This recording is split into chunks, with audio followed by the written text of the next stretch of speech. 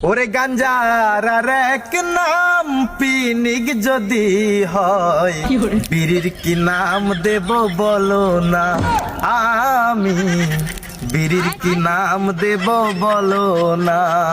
ও আমি তো স্টার বিড়ি খাই। আপাজান তুমি এদিকে রোজা রমজানের দিন কি করতেছো এই জায়গায়? আপাদান আমি এই প্রশ্নের উত্তর দিতে পারবো না। আচ্ছা এই রোজা রমজানের দিনে তুমি বিড়ি খাইতে তোমার লজ্জা করে না?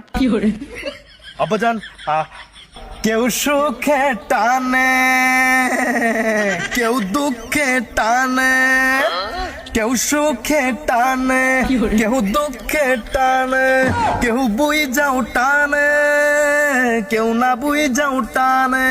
আরে টানতে টানতে টানতে সব শেষ হইয়া যায়। ডিজে মকবুল বিড়ি খেলে হয় ক্যান্সার, সব প্রশ্নের থাকে না অ্যান্সার। আরে বিড়ি খেলে হয় ক্যান্সার, সব প্রশ্নের থাকে না অ্যান্সার। আবার মাথাটা চক্কর দিল কেন? আমি তো এখন খাইনি। ও তুমি এত সুন্দর একটা দামরা বলা হয়, তুমি এই বিড়ি খাও রোজা রমজান দিনে?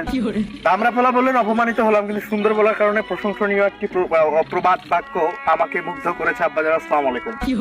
সে আমার লজ্জা লাগতেছে, তুমি আমার সওয়াল। আচ্ছা তোমার যে আজ থেকে কত বছর আগে তোমার রোজা ফরজ হয়েছে তুমি কি জানো এটা?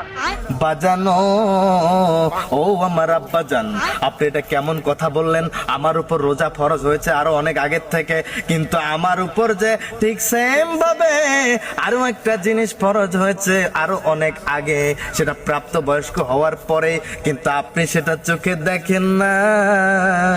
আপনি এই সিঙ্গেলের কষ্ট বোঝেন না। আব্বাজান অলরেডি মনে হয় আন্দাজ করতে পেরেছেন আমি কি বোঝাচ্ছি।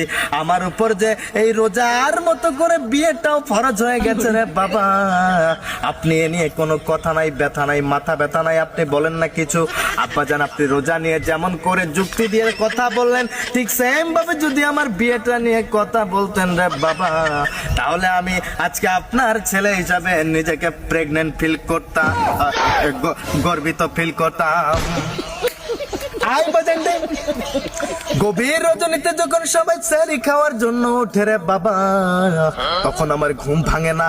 আমার ঘুম যেন আস্তে পৃষ্ঠে জড়িয়ে ধরে, চোখে মুখে ঘুমের ছাপ। এখন প্রশ্ন করবেন কেন? কারণ আমাকে ডাকার মতো মানুষ নাই। মধুর সুরে যদি একবার কেউ ডেকে বলতো, ওগো স্বামী যান, একবার আপনি উঠে যান, রোজা রাখার জন্য আপনি সেহরি খেয়ে নেন, আমার হাতের সুন্দর সুন্দর রান্না আপনি খেয়ে করে দিবেন কান্না। হ্যাঁ, এটা বলার মতো কেউ নাই। আর আমার এই কষ্টটা আপনি না দেখে আপনি